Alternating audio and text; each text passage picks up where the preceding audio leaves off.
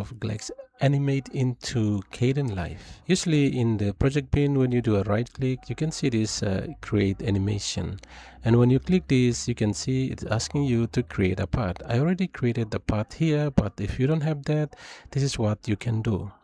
Go to settings, configure Kdenlive, and come to the environment. Under the environment, you can see here you have the MLT environment, default folders, and default apps. When you click in here, you can see image editing, audio editing, and animation editing and video editing.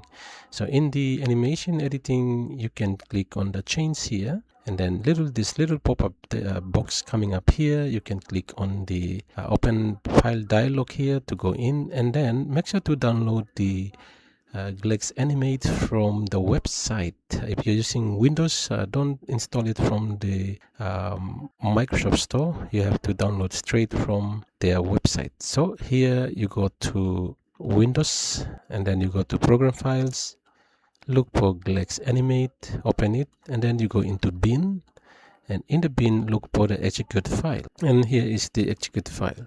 Select that and click open. Since I already add this to the path, I will cancel this one now. And note this is only for Windows, and Mac you may have different settings, and also Linux. Okay, so since I already have that, let's cancel that. And now I wanted to show you something.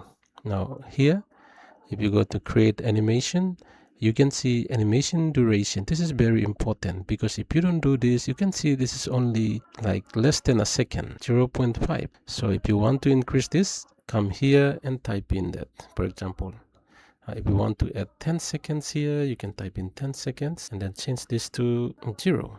And then when you go in, you open up Glaxnimate, and you can see it's creating this timeline here according to the frame rate that you edit on. So there you go. That's how you can add Glaxnimate Path into Kdenlive.